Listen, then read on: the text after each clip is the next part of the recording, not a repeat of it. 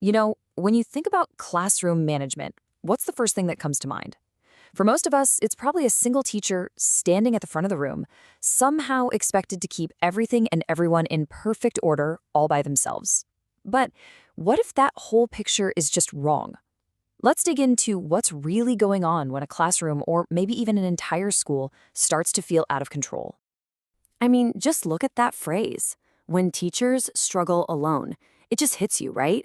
You can almost feel that sense of being completely overwhelmed and isolated. And for way too many teachers, this isn't just a concept, it's what Monday through Friday feels like. And see, this is the trap.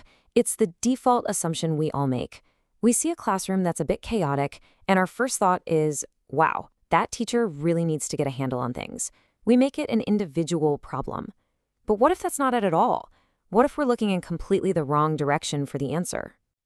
Yeah, that brings us to this idea of the teacher on an island. It's this belief that every teacher is in their own little kingdom, solely responsible for everything that happens inside those four walls.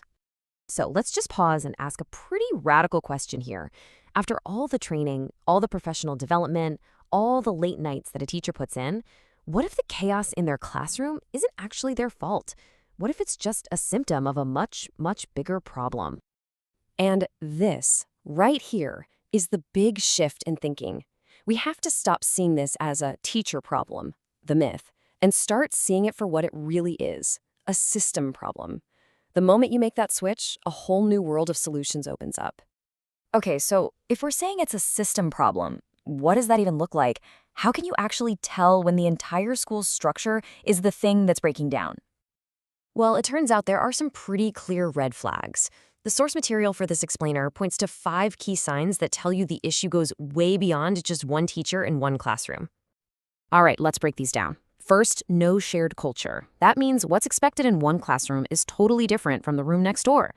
Then you've got inconsistent policies. And trust me, students are experts at finding and exploiting those inconsistencies. You add in a lack of student voice, where school feels like something that's being done to them, not with them. Top it off with a curriculum that feels random and pointless and weak signals from leadership. Yeah, you can see how the whole thing starts to unravel pretty fast. And this is the result. This is what happens.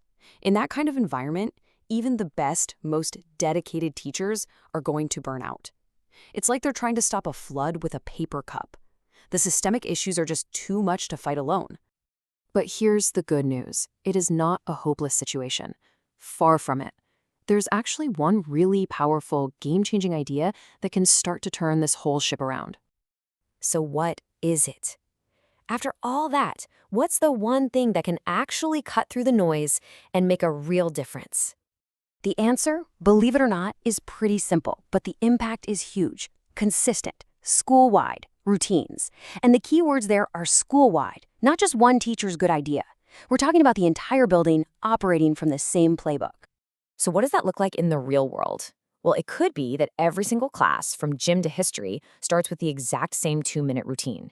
It means all the adults use the same words when it's time to switch activities. It means the consequences for breaking a rule are fair and predictable no matter which teacher you have. For students, this completely changes the game. It takes away all the guesswork and anxiety and creates a stable world where they know exactly what to expect. And that predictability, that's the magic ingredient.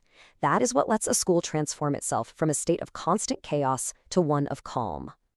So here's how it works. It's like a chain reaction. That consistency creates predictability. And that predictability builds a deep sense of safety for students. When kids feel safe, all that background noise, all that chaos just starts to fade away. And only then, in that quiet, calm space, can real creativity and learning actually start to flourish.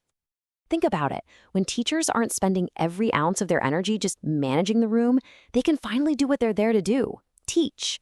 They can be creative, they can be inspiring, and when students feel secure and focused, their own natural curiosity gets to take over. So in the end, this isn't really about just a list of rules. It's about a deep, fundamental shift in the entire school's culture. And that brings us right back to where we started. The goal isn't just to have orderly hallways. The goal is to build a shared culture. It's about creating a community where the systems and routines are there to support everybody, so no teacher ever has to feel like they're on that island, struggling all by themselves again. And maybe just as important, the students get the message too. They start to understand that learning and respect, that's not just one teacher's pet peeve. It's everyone's job. It's just how things are done around here. So, I'll leave you with this to think about. In your own life, maybe at a school you went to, or your job, or any group you've been a part of, what's one small, consistent change you've seen that had a surprisingly massive impact on how people behaved and engaged? It's a pretty powerful idea that sometimes the biggest shifts start with the simplest, most consistent actions.